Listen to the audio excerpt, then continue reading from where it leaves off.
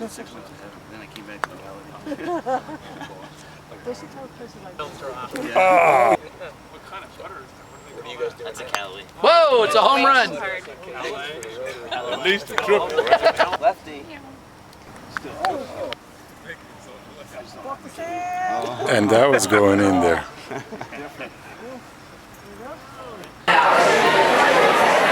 Kai said, I'm along with Eckert. I'm the director of the Department of Economic Opportunity for the county. Can you hear me okay? Bring it closer, Helga. Pardon me? Closer? Yeah? Okay. For those of you who haven't heard my presentation before, what I'm going to try to do today is basically give you an overview of our department, what we're doing and where we're going. For those of you who have heard my presentation before, I'm sorry.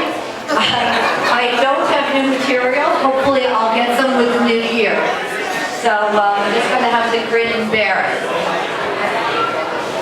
Anyway, so because of this particular crowd, I'm hoping that tonight turns out to be more of a conversation than a presentation.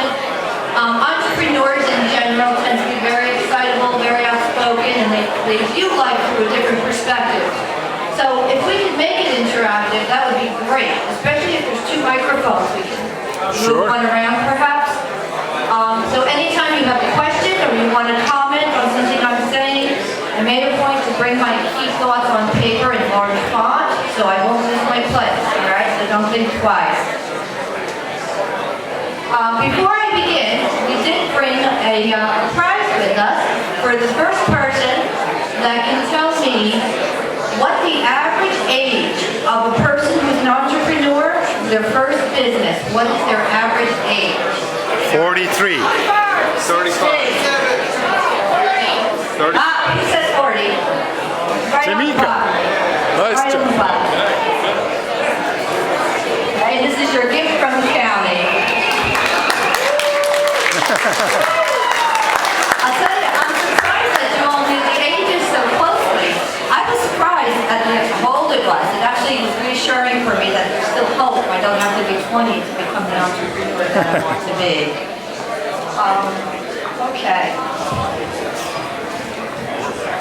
So, the Department of Economic Opportunity was actually created last November. It's been around for about a year now. It was created by your county commissioners, and the first thing they did in November was they started interviewing local residents and business owners that were interested in becoming a part of the Economic Opportunity Advisory Council. And that council was put in place to direct economic development efforts as the county goes forward the next year, 2 years, and 10 years, to ensure that we're moving in a fashion that's reflective of what the local residents and businesses want to see. What the commissioners did, which was really very interesting, is they made a point to select candidates that had very specific skill sets. Rather than having all business people on the board or all government people on the board, they specifically sought out a specific type of individual to fill certain slots so that we had the diversity in the group that we needed. Those particular fields included technology, engineering, manufacturing, general business, marketing, real estate, construction, government, and creative financing and angel investors.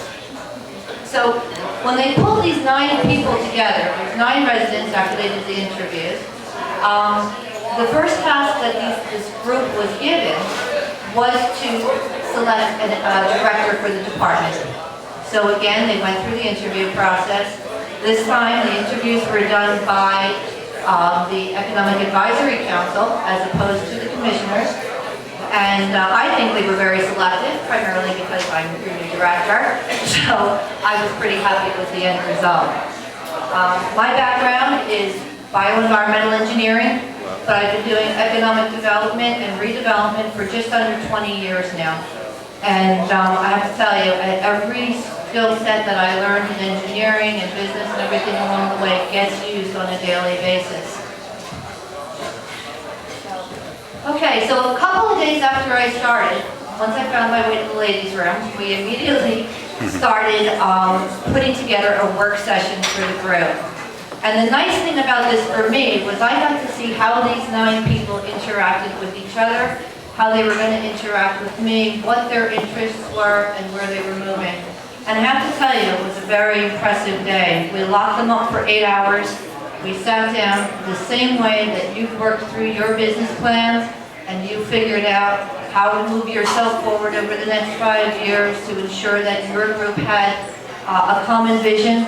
We wanted to make sure that our board members had the same vision moving forward with how we would see the county and how economic development would take place. So we sat down, we worked out, set our goals, set our vision, put in place the milestones, and then developed a plan of action. One of the first things that was discussed was target industries for Flagler County. And when discussing those particular items, we made a point to look at our demographics, our workforce, the assets in the community, the studies that had been done in the past, so that we could ensure to the county residents that we would be bringing in sustainable businesses. The target industries that we selected include 7. You have aviation, agriculture, health science and medicine, logistics and manufacturing, clean technology, marine sciences, and I think I hit all 7 there, right? How you were counting, right? I was. Okay, so so those are the target industries that we're going to be proactively seeking to bring into the community. The next thing we did was we developed the list of priorities as far as our tasks. So we came up with 4 that we would do immediately.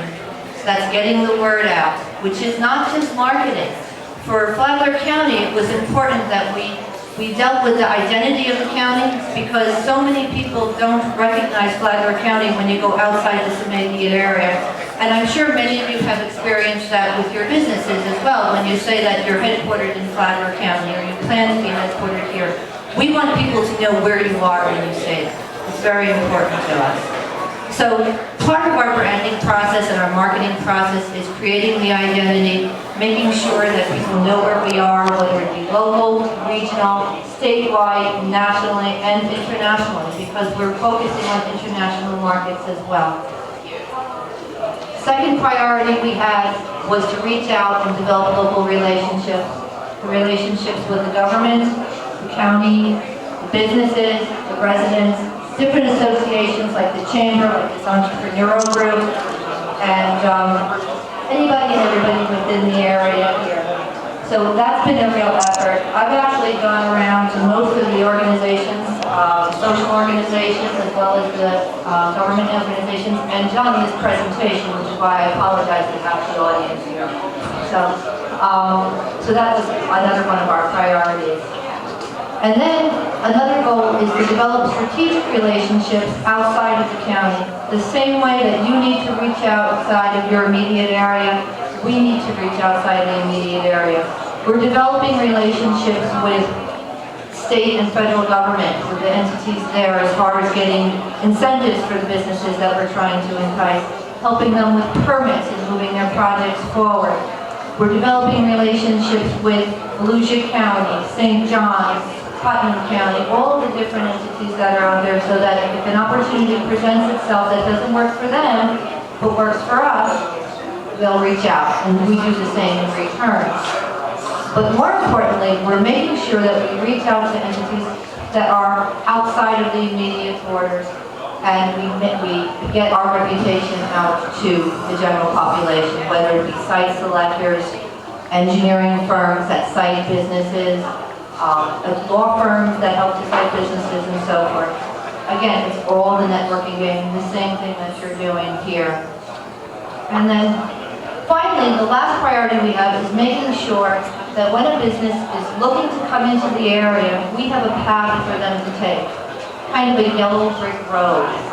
So many people have complained about the permitting process and how difficult it is to, once you get to the point where you've got your money in place and you've got, your market ready for you, just to get through the brick and mortar component of the area. So we're working to make that a better process as well by creating a toolbox.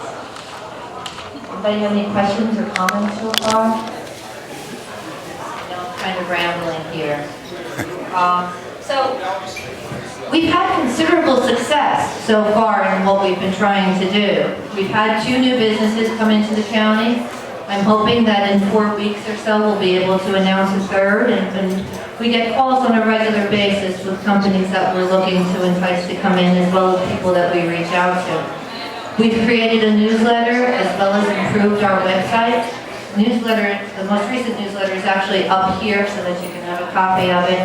The goal is to try to make what we do transparent to the community and to the local businesses so that you can understand some of the programs that we have, how we can help you, and how you can become involved in what we're doing. We've hired a marketing company and started developing our branding. Our tagline, for example, is going to be business to beaches. We've got it all. And the goal there is to find a way to separate ourselves from some of the other counties that we're competing with, but at the same time get across the flavor that the quality of life is one of the things that attracts businesses to our area. We've also created partnerships. Aside from the partnerships with the government and the local associations, we've been trying to proactively create partnerships with local businesses. Office City is a perfect example. And it's actually a short write-up in the newsletter that's here. By teaming with Kai and Lisa, our hope is to reach out to you, the entrepreneurs, the movers and shakers, the people who are excited about what you're doing and who are looking to grow. Because entrepreneurship is actually one of the driving forces of the economy today. As you know, most companies that are large, they're all trying to downsize and have do more with less. Where entrepreneurs, they're looking to bring people in so that they can expand their companies. So that's a new approach for us as well, getting involved in economic gardening. So there's just so much that's going on with the county. I don't want to go through the list because that's not what you're here for tonight. But I want you to know that we recognize the importance of entrepreneurship in economic development. Our goal is to try to find a way to help you grow, help you be successful. We want to recruit new businesses. We want to help our existing businesses to expand. We have been working with the Center for Business Excellence, the Business Assistance Center, SCORE, and the County Chamber. I've been meeting with them on a monthly basis to talk about things that we've been able to accomplish, things that we can improve, how we can help create the workforce that we need to assist you in your day-to-day activities and your day-to-day needs. And I really believe that Flagler County has a very strong foundation between those associations and companies like Office Libby and this particular event to help you get your initial start, whether it's putting together your business plan, kind of developing your thought process and your ideas and the creative flow and how you want to see things happen. I think that the Department of Economic Opportunity, rather than provide redundant services, our goal is to take you to the next level. Our goal is to help when it comes to connecting you with foreign investors who are perhaps interested in investing in your inventions or your goals. Helping you connect with the state entities that will put you in with connection with companies that you can export to. There are a number of incentive programs out there. If you're developing a product or if you're selling a product that would be sold just as easily overseas, and what that does is it expands your market so you're not subject to the same highs and lows by keeping the market here locally. So those are some of the things that the Economic Development Office would like to do. And as part of that, we're starting a task force that is actually going to be headed by one of the council members of the Department of Economic Opportunity, who happens to be here tonight, Bob Cahill. He's right there. Bob, if you could raise your hand. Bob's passion is helping the businesses to get started. He's a member of SCORE. He wants to see an incubator or an accelerator or some kind of entity put in place to help make your visions a reality. Pester him today because I'm telling you, he's a wealth of knowledge and he's very excited about this. What we're looking to do is to find a way to connect you to what we're doing so that we're sure that we're being responsive to what your needs are. This is an exciting time in economic development and in entrepreneurship in general. Today, we are all on the same team, and we have to find a way to help each other to succeed. There's just no other way to put it except to say that the barriers that were once in place for entrepreneurship between technology and the new incentives and economic gardening that we're seeing in places like Kansas City and Missouri, they're breaking down those barriers. It's going to make entrepreneurship even bigger as we move forward. So, if anybody has any questions or any comments?